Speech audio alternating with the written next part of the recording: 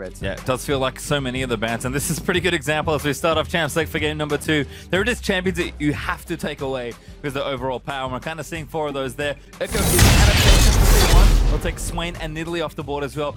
Rise, Kindred, though, order the answers for Immortals, and again, you just run out of bounds so quickly these days. Yeah, I mean, still, we're looking at Vladimir's on the table. Maybe some people like to pick Azir, but the forces well are running rampant. Really, your choice is, okay, what are we going to do about the jungle as well? Maybe Rek'Sai. Okay, Maokai finds his face on the table. And P1, no, they have to do it. Lucian's is such a strong pick. It's one of those other standard bans we look at. Mash, you know, a decent Civ game, but maybe couldn't quite transition well. Lucian, definitely a champion that can go crazy at every stage of the game. Yeah, I think that is because they talked about it a little bit on the analyst desk, how Mash was kind of hesitant to get in there as Civ. Everybody's confident getting into that close range, even though he is also a close range AD carry relatively. He has a lot more mobility with the Black Cleaver Ghostblade build being so popular now. Plus just the built-in, once you get cooldown reduction, ability for that champion to weave in and out. So maybe we'll see an increase in DPS uptime from Mashmi now that he has secured. So pretty good first pick for them. But again, on the swing side, there's that Rek'Sai I was talking about, and Pobelter back on the Victor. Maybe this time he doesn't go for that flash under turret early on. Probably not, but I like it. Again, Immortals, you sort of mentioned this in game 1. They tend to just go down the tier list, as it turns out. Make sure they pick strong champions for themselves, so I like what they're starting off with. P1, though, we'll need to address a few things here. We'll see if Slushie stays on the Assassin, or maybe goes to something else, but probably no need to show the mid lane just yet. I imagine these will be very safe picks. So P1, Zig back on the Trundle, very safe, and Elise also very safe. All right, I kind of like this. Maokai and Echo both banned, and they pick up Trundle, who's a huge bully for the top lane. We talked about the deep champion pool of Huni and the possibility of these counter picks. Last time we saw him, you know, he's willing to take Riven into the Trundle matchup because you won't have as many stats for Trundle to steal, plus a lot more kill pressure, and you can bring a lot of, you know, surprise gameplay to the mid game. As of right now, they're not going to show it though for him. You want to see the rest of the team generally. And it is going to be looking like a Zyra Ashe combo. Zyra's been one of those reworked mages that's risen to prominence, but not in the mid lane. Yep. Really popular support now, brings a lot of damage. Rough, we don't get to see it. Yep.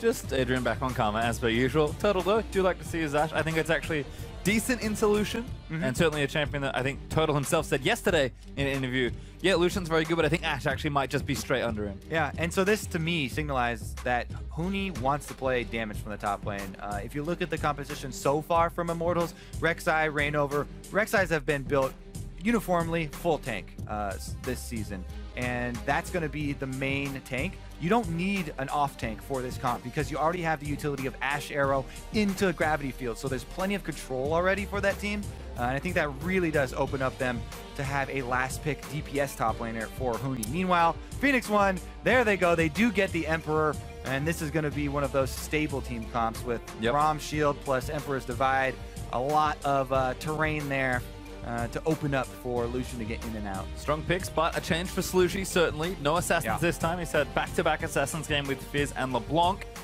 after playing that one in game 1. So different style, but certainly a powerful champion. A matchup, though, that they will both be very familiar with. You mentioned the damage, though. Riven, Fiora is the sort of Huni champions that we might expect, but you really never know what's happening with Huni.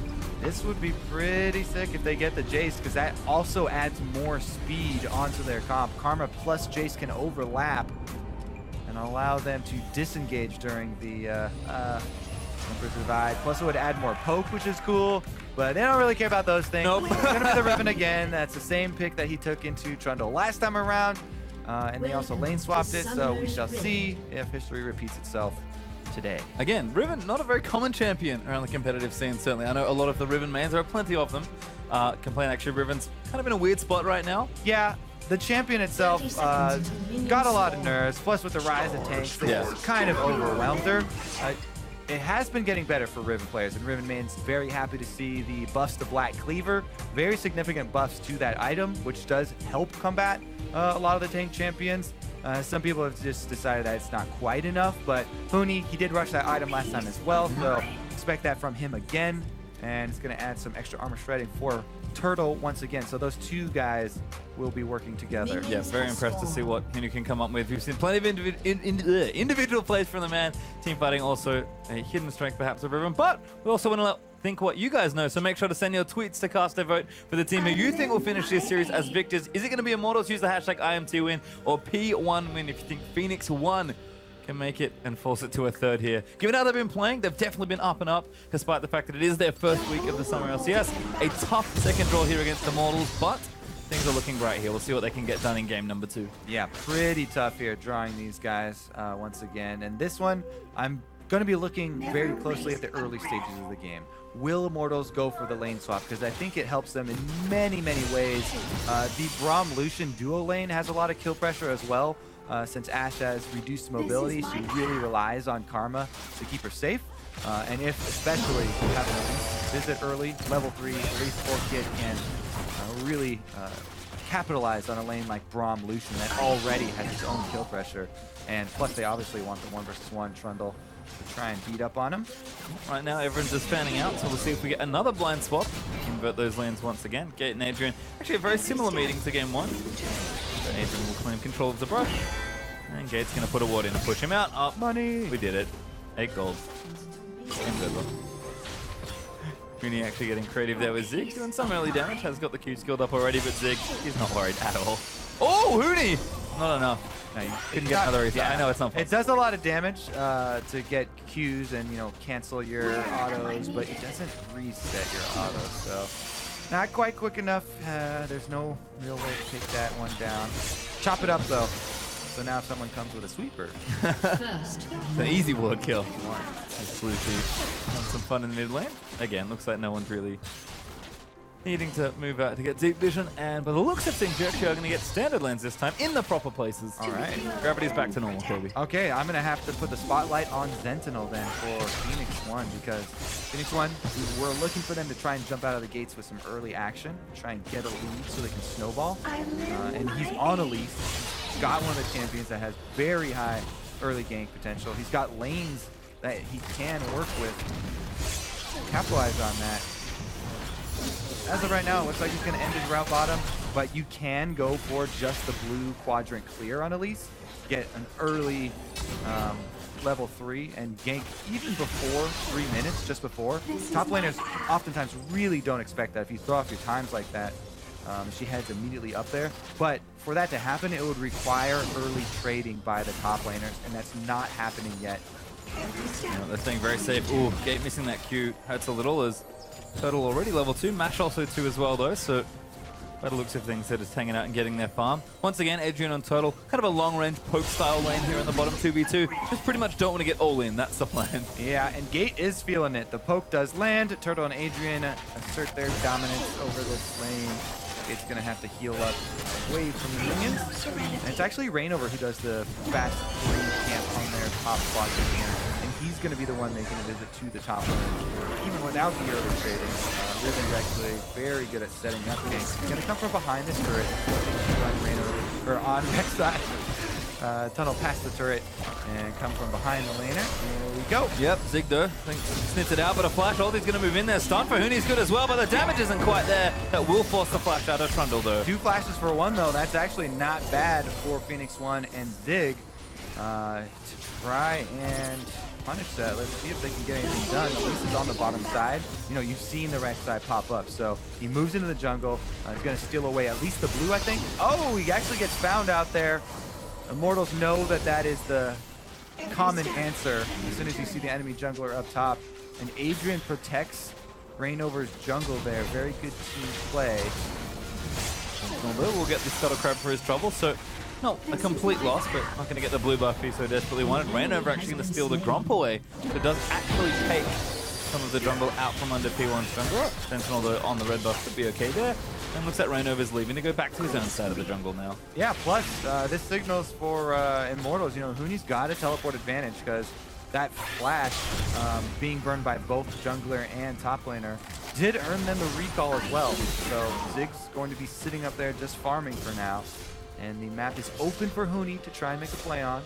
And if they get a little bit of a deep ward, or if one of the bottom lane duos start trading heavily. I think it might sync up nicely with the level 6. It's on the way for Wild Turtle, but Turtle actually keeping back up in CS. Was pushed back a little with Adrian's visit back to their own blue buff, but as you can see, popping back into the bottom lane. Everything's A-okay. Turtle, again, just playing safe. No need to get up and aggressive, because Mash, when he finds the opportunity, will do as much damage as possible. And Braum's missing. Models don't know that, but Mash is playing up and aggressive, trying to keep them out, as Adrian does get some poking, and Gate will return to the lane. Yep, back in time. Early boot purchase here and some extra potions because Gate took so much harass earlier. Definitely good for them that he was able to sneak back to base and it didn't cost Mash any extra CS. So just fine down there. Everything really even across the board so far, despite these summoner spells that have been burned to the top lane action. He actually behind on CS, but should be okay. Definitely going for maybe an early Black Cleaver though. Triple longsword. Currently the build could even be a Ghost Blade, I think. Some weapons like that item. I'll put 10-to-1 odds that it is a Black Cleaver though. Yeah. I think that's fair. All right, Sentinel gonna head up to the top side this time. There's a ward in that Tribus though, and I don't think he has Raptor Smite.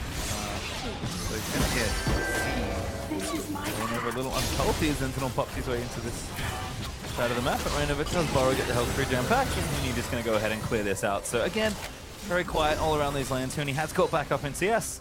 Jungler's power farming through. Again, kind of poking the heads in lanes where they can. Adrian even getting initiated on his Turtle down with the damage, but the snare's on, the exhausted down as well. And Matt's going to try and turn things around. Adrian will get stunned on the other end as Gates just chasing Turtle out of the way. Does need the last order to fight it. Matt's going to move in, but that's a great flash from Turtle. Now the TP is coming in from Huni, and Zig, he does cancel with the pillar, and everyone's okay. Woo, that ward they dropped in the Tribush really pays off. Nice Trundle pillar there to interrupt the teleport.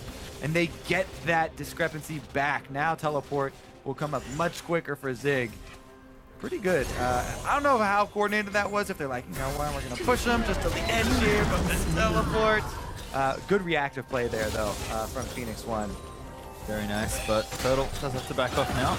They'll push a wave in. Mashing Gate did back off after Riven was initially coming in. Huni actually a bit up in CS now as well. Zig, I think, got forced back out after having to cancel that TP. Back in mid lane though, we'll check in, and Slushy having a grand old time just farming away on Azir, but Pro belts up with a Hex Core upgrade already, should be fine. Looks like Huni now with the ultimate, starting to play a bit more aggressive into Trundle, but it's pretty hard to kill a Trundle, unfortunately. Yeah, it's also the extra money that Huni was able to buy. Since he didn't have to go back so early, he got a really effective purchase recall, so he had a lot more stats. Now Zig is going to try and even that up, but what Zig really wants to do is wait for his teleport to come back off cooldown. You can see there's only a few seconds left on it, so he'll just huddle under turret, try and CS as best he can, and just weather the storm here from Huni up on the top side. I like it. Adrian out of mana, but still auto-attacking Gate, trying to pull the wave off. Turtle actually will get somewhat of a freeze here. BF sold back for Ash now, so Turtle's just hanging out, having a good time, making sure he gets his farm up. Cole picked up Evolution, so definitely investing a bit more into the slower laning phase, I suppose. The first two teams have sort of agreed upon. Lucy gets his blue buff, wave 2 will continue as normal. So once again, a very measured start to this game. No land top this time, but not necessary. Zig does get some damage down. Huey very nice on the combos there. Yeah, I think Zig takes some tower hits. Back now. He's out of mana and almost out of health, and his teleport is ready, so there he goes. He'll get his purchase in and come back. Then he won't have to take a beating anymore. Like, he'll go toe-to-toe with Huni after he is able to purchase. Really smart from Zig as well. Heard Rainover's ulti. Probably had about a 90% chance that he was diving top lane, so Huni just going to proxy the wave. Rainover, surprise, is in his side of the map, but Sentinel also covering there. He's going to spot him down. Rainover just going to get an ulti in, but looks like the top laners will just go back. As we'll check him back with the bottom lane. And away Turtle with that BF sword though, able to keep the wave pushed in pretty nicely. Yeah, so even though there's no action up top, that was a very, very worthwhile move from Rainover to ult up there. They denied an entire extra minion wave from Zig because he had to cancel his recall, reposition himself. Plus, they were able to run him out of the jungle, so pretty good move right there for Immortals that earns them some. Well, in this all of the you don't shoot, right? Well, something like that. Turtle was definitely on point in game 1 with the Ashe against C9 yesterday, but maybe needs a little bit of a warm-up. I mean, I think he was sitting on a ward, so they didn't really have any way to know that he was warded, but if you see the arrow coming from that far away, you should easily be able to dodge it, and Lucy just walks right out. So that's one cooldown there from the bottom lane. They will be missing for a little bit, but that warding pays off for Immortals, or for Phoenix 1. And Slushy's able to stay safe in that mid lane. Continue with his CS. Very happy on Azir to be just CSing well heading into the mid game. Took some damage from Pobelter, as he actually does have double upgrades on the Hex core now, so I imagine that the Q and the E's evolved up. Nash does throw out the ulti, but just a bit of poke on the turtle and some wave clear, so again, just pretty much trading farm back and forth. Turtle will happily clear this out. Other than that, jungler's looking to maybe get aggressive. Slushy does have to be a bit careful. Pobelter ready with the ultimate, but thankfully you don't die as instantly anymore to Victor. You still die pretty quickly, unfortunately. Yeah, definitely still have to respect it, especially this early on, and Slushy is going to do just that. Pretty much everybody playing defensively and trying to clear out their wards. Really the one thing is Reignover still returning to the top side. Rek'Sai, once again, he's over there, counter jungling, positioning to pressure this Trundle again and really protect this this Huni Riven pick. I mean, you expect a lot of focus from junglers whenever you pick Riven, whether you're on the Riven team or against it. Because they both know it's a very snowbally champion. The possibilities are there.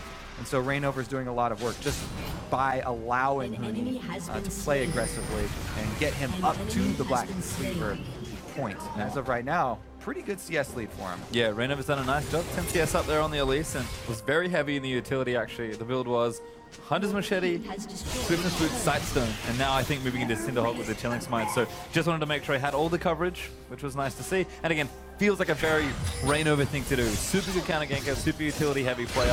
Rek'Sai is his signature champion for a reason. Yeah, it always feels like Reignover comes into the game with a very clear set of goals in mind.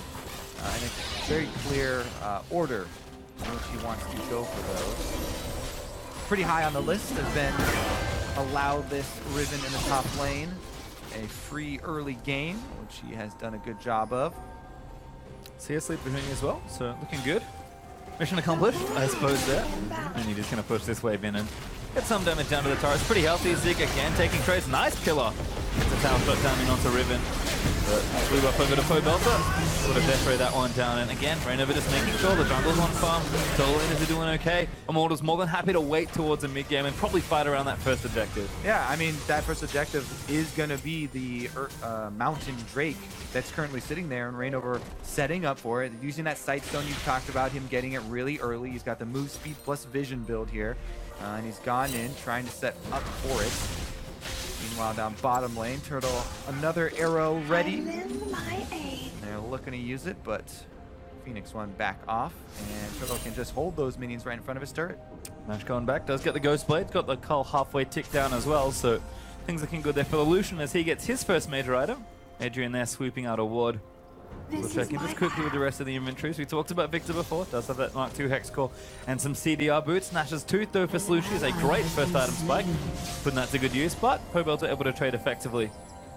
Other than that, Huni working on that Black Cleaver that did suspect. And looks like Zig is going for possibly, probably Titanic Hydra. As his Hydra of choice this time around needs to be a bit tankier with all the burst damage that can come out of the Riven. Yep, definitely that Titanic. Already got the Jarm's Fist stacking up. And he's not going to be going with the squishier build.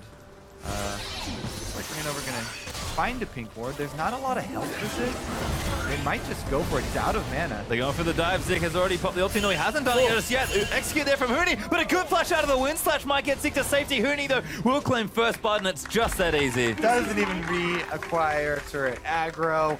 Azir arrives just after the nick of time, and only around to mourn over the death of his top laner. Meanwhile, they also lose control of mid because of the roam.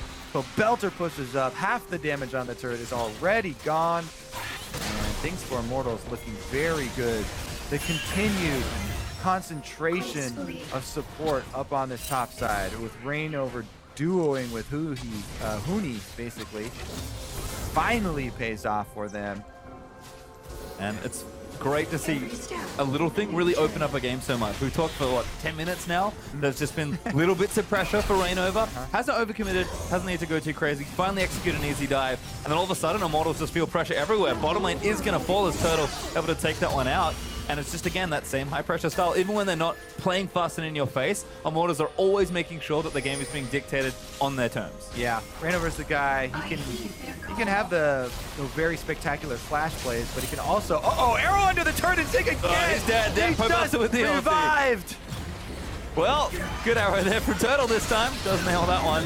And they get the turret for their trouble as well. Immortals 2-0 up in turrets and 2-0 in kills to the tune of almost 4,000 gold in the lead at under 15 minutes. Not some numbers that Phoenix One wanted to hear. There goes the mountain break as well for them. But yeah, Reignover is the guy. He can also have flashy plays, but he can be the one to just destroy you without the touch as well. Continued performances up there, and man, little easy roam in. This arrow right on target. Trundle has no dashes, no flash. Pretty calm and serene early game here from Immortals. Whoop, hello. Next to the turret, so easy knock-up chain there. And just Phoenix One are in full reactive mode at the moment.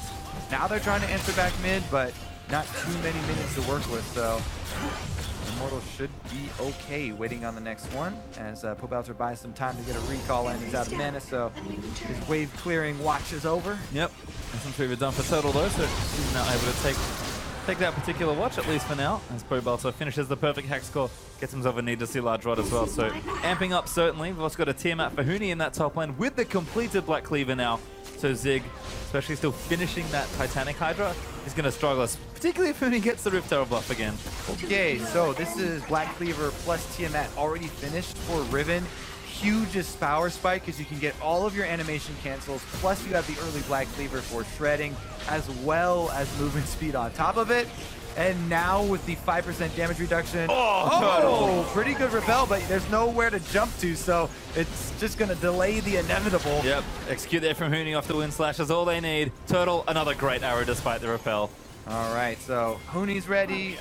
Turtle's firing on all cylinders with the Ashe. He's even got cooldown reduction early since he's got that Essence Reaver. And Immortals, this game so much cleaner. They don't even let Phoenix One in the door this game. All outer turrets still standing for them. No kills and no dragons as well, so this could be a perfect game. Could be. Lucio in trouble. Victor ulti taking most of his health, but he's able to surf away from the problem. Zig getting aggressive here with Gate. It's a 2v2 on the top lane, but Adrian, too speedy, gets himself out of the way. And so Blue Buff going to go over to Pobelter as well. Again, Immortals just cool, calm, and collected. I was going to forgive you for thinking that, hey, this is a different game because of the whole action we had in the first one, but this is just Immortals playing such clean League of Legends, and Huni, he has an unbelievable amount of pressure on the bottom side. CDR boots done, pickaxe now done as well. The split pushing will not stop for a long while. Zig is very far behind. I'm excited to see if he decides to go for some solo plays as well. Extra burst damage from the Rift Herald buff might be enough for him because Trundle still hasn't completed Titanic Hydra. He does have the Ninja Dabi boots though, which is going to help him a lot trying to survive. You can see here already though, Huni goes in, one auto for the harass. He's going to whittle him down. Oh, arrow barely missing on the match, but Gate's actually stunned up there by the Karma. Sentinel also in there, but Gate just a little too squishy. That's a flash out from both Reignover and Gate. They also get themselves to safety. The pillar, Huni's worst enemy, Zig able to keep it arm's length for now. Doesn't matter, but yeah, the flashes to safety up on the top side. Immortals don't really have to pressure anything or rush this. Just wait a little while for Huni to get his advantage on the bottom side. Just wait out the ultimate here for him, and he should be able to re-engage up on the top side, trying to pressure and keep up the multi-lane push here from Immortals. Well, that's the biggest issue, certainly. Huni now ready with the ulti. Trundle's just defenseless, honestly, without his ultimate in this 1v1. And Huni's pressure, like we said, it's just never stopping. He's actually a level up as well, so things going from bad to worse here. Yeah, Huni might have to be a little bit careful because his ward coverage is sparse, but he's going to go aggressive because Reignover is there, the human ward coming in and protecting Huni's aggressive moves. Dive attempts. Does go awry there, but Rainover just happy to check in. They might be able to get good damage to the turret. Yeah. Well, since the Immortals have done such a good job early, let's talk about how it's going to look like. Oh, never mind. Yeah, Poboto getting moved back there by the Ezreal ulti. Stunned there by Brawl passive, and Slushy cleans one up. No perfect game this time. Now Turtle actually, maybe the second casualty. Mash able to claim him there. Zig does TP in. P1 on the initiative. There's the first move from B1. They're able to take out the kills plus the mid turret. They should be able to continue pushing. Azir is ready. They can knock down this turret really quickly. That is huge for them to get back into this. When you got TP though, maybe they'll try and defend, but he's taking damage actually on the bottom side of the map. That's 2 turrets down for P1. They'll clean out 2 in the mid lane. We'll have to get away to safety. But I think Huni's just looking for a trade at this point. Big moves mid. Rainover's kind of trying to keep track of everyone though and delay some recalls here in the jungle. He buys time for Huni to take the turret, so it's not a 2-turret advantage as far as that play is concerned, and Immortals still get a little bit on the exit. Oh, okay, we'll get away. Mash actually just off to the top there. We'll see. Yep, get away this time. Not spotted there by Turtle. Well, the arrow came out. I think he expected him to be there. Quite sure what he's fishing for there, but didn't hit. Still on the face though. Up here. Immortal's gonna regroup. They'll probably just set up for the next dragon, honestly. After the pickups that they just had in mid lane. That will definitely involve the Phoenix 1 though. If they can at least clear their red quadrant. So they'll be so far up. Gets the last on from all sides and has no chance. Turtle also going to go down right after it. He was trying to add cover fire there for the Belter, but there was no chance for him escaping him. As we know, a little bit of gold back in the pockets of Phoenix 1. Yep, where it counts too actually on the carries. Slushy able to pick up the first one, and then Mash with the build sort of now ready to hit its first stride here. In fact, both of the carries, relatively aggressive builds I'll call it. Going for kind of efficient damage as Rainover trying to steal this red straight in their faces. We'll get it, I think, but can he get out of it is maybe the other question. Black Cleaver doing a lot of work here onto the tanky Rainover. Damage is there from the Calling Dragon, maybe contributes as well. They get the enough. red, but that might cost them Dragon because his ultimate is down, so there's no ulti from Rek'Sai to get back on the field. Lucky for them, split push effectiveness here. The Rift Herald buffed up. Huni takes another turret on Riven. And that's going to be pretty much everything. He can get cocooned. 1v2 perhaps, 1v3. Slushy in here as well. Good flash. Gets out from under the Azir ulti. He's out from that Winter's Bite. Very smooth from Huni. Yeah, pretty important dodge right there, but that is going to be the next objective because try and collapse everyone on that Riven. That's going to open up this Drake. Mountain number 2. We've had so many mountains in this series, it's almost ridiculous. That's just going to accelerate Immortal's process for closing the game, though. Helps out a lot when you get alone time with turrets. You know, Huni's been split pushing. Plus, the threat of the Baron bait's really, really devastating when you've got 2 Mountain Drakes already stacked up and map control. He is so cheeky. He's actually keeping around. He has a really interesting flank here. He want to pull in the trigger on Baron. A little bit desperate here. Huni is available. Everyone else from Immortals is converging as well. Slushy. Oh, they lock him down. Baron stops auto. The rest of P1 are there, and they've actually found the Riven. Huni gonna get stunned up there as Gate falls in the ulti after the concussive blows. Now gonna move back in, but Mash, an easy one there for him. Poboto shoving out mid lane. I guess P1 are off Baron. Yeah, important pickup right there. They get a man off the field, and 5 versus 4 means they actually get to go back and farm their own jungle for once. Once again, though, every single time there's a play, you know, Immortal's setting up, they take an extra objective. All outer turrets gone now, and secondary turrets. Slushy getting a little bit back for the Phoenix team, but it might cost him. Is he safe under his Sun Turret? I guess we'll find out. Rainover gets pushed back in, but Turtle's there with a bit of damage. Rainover happy to tank for as long as he can, but the damage is maybe enough from Slushy. Turtle lives this time, but that was awfully close. Definitely a nail biter there. Get the kill, though. And that might be the Baron. Immortal's looking in for it. Turtle, not sure how much lifesteal he has, but probably going to be kept healthy enough. Baron is the target though for Immortal. Those 5v4. See if P1 can challenge here. They cannot. Not going to be there. Ulti, looking for someone. Doesn't find it with the arrow, but Huni with a flank. Maybe looking to get involved. If it's teammate, why not? Now pops the ulti onto Gate. Damage is there. Gate gonna keep trying to run. Huni will chase him down for now, but Immortals want some more. Sentinel actually the next target there from Rainover. As Gate's locked up on the other side. Huni is gonna take him out with the fight moving out on 2 front. Sentinel also taking Immortals just catching the sloppy Phoenix one around the Baron area. Yep, Baron and Power recalls they can go purchase after that as well. Everybody on Immortals is rich, plus Baron buff. Here come the sieges, pastry time. And this is the issue. Huni's already been pushing for most of this game. That's the advantage that he's been given after Reinover's nice pressure. Not going to stop. 6 turrets currently for Immortals. Just those inhibitor wants to try and break. And of course, the next one's after that. We'll see what damage they can get done here. Already 3,000 gold up on the Baron power play. Immortals could do real damage here. Yeah. Huni with all the purple buffs as well. He's got Baron as well as Glimpse of the Void. Still hanging on from the Rift Herald. And they begin to close the loop. Bottom is going to be the other lane that they pressure probably, while they remain 4 mid. Well, right now we're in, but does go back. Find himself some items. Now going to use the ulti to come back in. Sentinel a little too far forward. Going to miss the cocoon though, as Reinover's very speedy. Home guards his way back down towards the bottom side. No TP for Huni means he probably can't split up.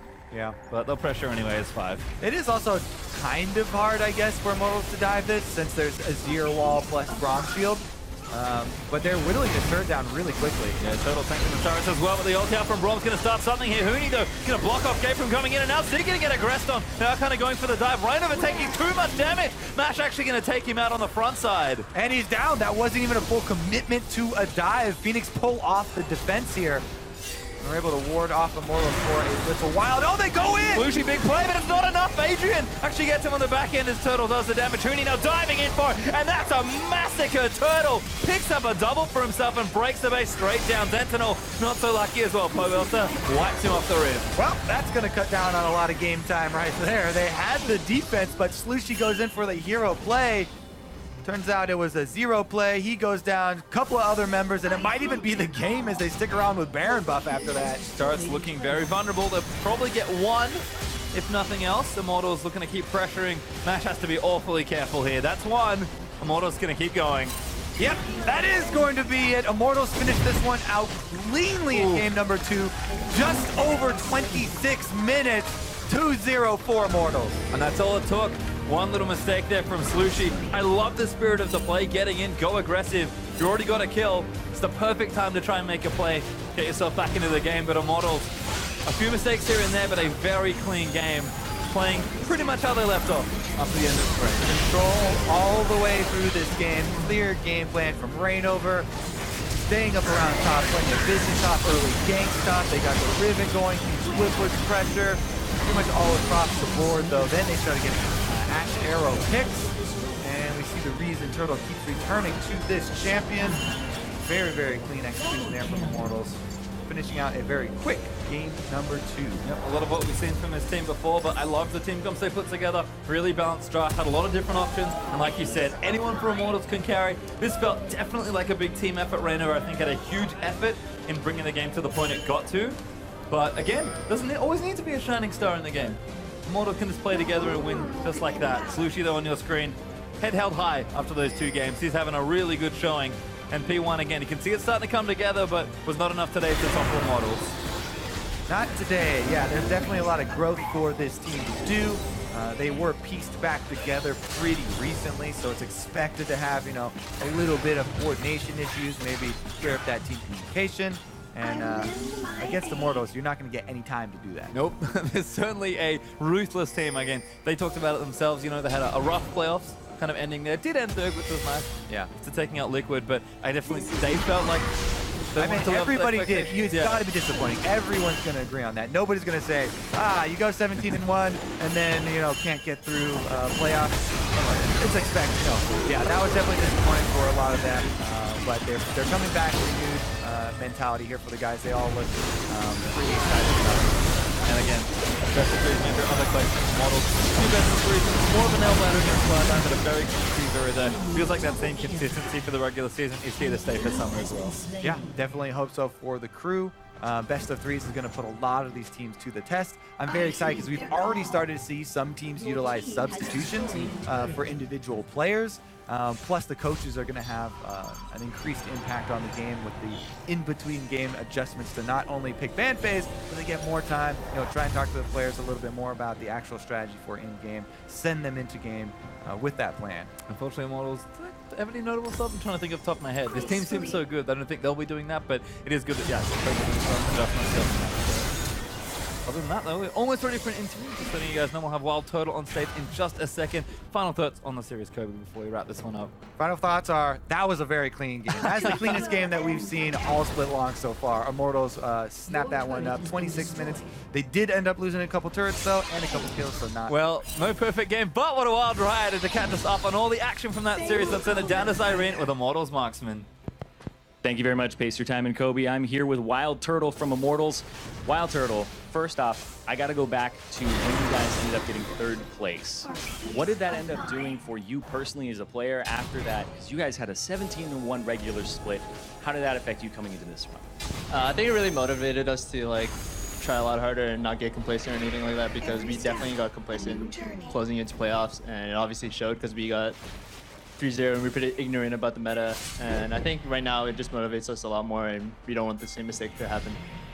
And you guys are taking a lot of measures to not become complacent in the future. Like, you guys actually talked a lot about not becoming complacent, kind of boasting about that a lot, so not going to underestimate your opponent. And now we have very different looking LCS right now. We're seeing teams like Envy and Apex actually pick up a lot of wins.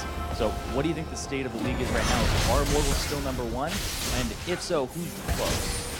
I would say the top 4 would be us, TSM, C9, and Synergy. Like, I don't know what places what team will be, but that seems to be the top 4 for me. And actually, Envy has been playing really well right now, and Apex, so they're kind of like the wild card for me, and they can just do whatever they want, and they might pull on. All right, I gotta ask you one last question here, Wild Turtle. The meta's still a little bit up in the air. We're seeing Ashe, we're seeing you pull out the Ashe Zyra lane in the bot lane sometimes. So what do you think is causing all of this change? Because we're seeing so many different things, like mages were updated, but not necessarily marksmen. So what is changing here, and why are you guys playing stuff like that now? I think the meta has really shifted to like bot lane's like really, I think like all the CC should come from bot lane mostly. And like we could still play tank tops, but I think like having a strong CC bot lane, or like it's really hard to have like a hyper carry or anything like that, because you lose lane if you get the hyper carry, and it's really hard to pull off a 2v1. But I really don't know how the meta is looking like right now, but I think it's gonna shift into more of like either support carry or hyper carry type of thing. So you guys think you have a better read on the meta right now, or like nobody really has a read at all? I really think it's up in the air right now. I don't know what the meta is gonna be like, but we're just trying to adapt. All right, thank you very much, Turtle. Once again, I want to thank you. Have a good one, and we're going to send it over to the analyst desk with Dash for a little more on that game. Thank you very much, Cyrene. Immortals commanding 2-0 victory over Phoenix 1 in that one. And this game in particular, around 26 minutes, that's a lot more what we expect out of this Immortals roster. It's more akin to that spring split Immortals where 15 minutes into the game, we saw a 2 kill to 0 lead, plus a dragon, and then 3 turrets rather to 0 on the side of Immortals. So accruing close to a 5K gold lead within 15 minutes that's And it's how they did it too. It was very classic style where you see Reignover going top early, getting the flash out of Zig before getting a repeat dive up there later, and this whole time he's out farming the elites. They're on a lot of their classic champions. Bot lane takes the turret by themselves basically before going mid and hitting an arrow, and the whole team's kind of firing on all cylinders, and there's a small hiccup. But. Yeah, very small hiccup. Losing those 2 kills in the mid lane plus a couple turrets, but all in all, not something that they couldn't recover from pretty easily. And then, with a nice Baron call, picking that up, going bot lane and finding the right fight, which could end the game. Of course, maybe a little I was about bit. to say, I don't know if that's quite the right fight where Reignover dies at the start, but. Right. Well, that's the thing, right? So Reignover does die, but P1 gets a little overzealous in saying, well, we've got our 5v4, let's go for it. Of course, with Immortals coming out on top of that one, they are able to take the victory. Here is that final fight right now. Of course, Reignover's already dead, as you'll notice. Lucian goes for the Shurima shuffle and just gets obliterated right away. The rest of the fight, the rest of the team re-engaging. I mean, it's one of those situations where it's tough to say whether or not that's the right call from Phoenix 1, because you are in such a deficit that when you have that 5 to 4 man advantage around the inhib turret, that is maybe your best opportunity to take a winning fight. Had the Shurima shuffle landed on anybody, then perhaps you end up picking someone off immediately. But good adjustment, good positioning out of Immortals to win that 4v5 and then push in for the victory. I think for P1, this has kind of been that that team that we're still a little bit uncertain about. We've got Zig making his LCS debut, they're relative unknown. So for them, hopefully a learning experience having played against one of the best teams in the NALCS today. We'll see what they can take away from a 2-0 defeat against Immortals. I think there's a couple positives. We saw that there was some synergy in terms of making sure they know where they can abuse people. So like when they had that flash down mid lane, you know, Slushie and Sentinel got together and got a kill. So I think the bigger thing is like if you get their early game figured out, which they seem to be most comfortable then, it's the later stages of the game that they need to come together. All right, well, and of course, we speak about early game, and when someone like Reignover is in that game, who is going to be receiving our player of the game honors, that's when your early game kind of gets thrown for a loop, making the early presence in the top lane to blow that flash at level 2 out of the trundle, and then making the return ganks as well as at the same time out-farming the enemy jungler. And this guy returning to form a little bit. Yeah, it's basically the quintessential Rek'Sai play where you have the early pressure, you use your tunnel network to get these like weird ganks off where you're coming from behind their walls, and then next thing you know, you're back in your jungle farming, you hit your 6, and you fall across the map, and you just end up everywhere, and it really plays to a player like Reignover's strengths because he's so smart, he knows where he needs to get the map all the right times. So. Right, yeah, very often we point to Reignover as the guy who kind of keeps Immortals on the right track in terms of their strategy game by game. He's very good at recognizing, as you mentioned, where he needs to be based on the composition that they've built and who needs to get ahead. So in this situation, you put Huni on the likes of Riven against the Trundle. If you throw 2 ganks into that top lane, now all of a sudden Huni's got some crazy control over Zig in that Riven Trundle matchup, and they can't put forward for the game in the battle leader. So now we're going to send it to NALCS 1 where Echo Fox and Cloud9's game 1 is already in progress. So, also pretty difficult for Vladimir to kill the Anivia early, only because, especially if Vladimir's building tank, being able to get the sustained damage when Froggen can get egged, it'll make it much more difficult of a lane. And then I'm really excited to see KFOs carry Fiora again in the top lane. Really cool last few picks by them. Echo Fox looking very strong with their champions, returning to some old comfort picks, while Cloud9 looking to go for a few S-tier picks of their own. Again, this is the pace setter for Echo Fox, and they're coming into it strong with some high damage. So help me God, if you don't win this game, I'm gonna go up to your house, tie you to a chair, and burn you, set you on fire. It's fun. We have the Sivir to speed up the potentially very strong AoE tank team fighting of Cloud9.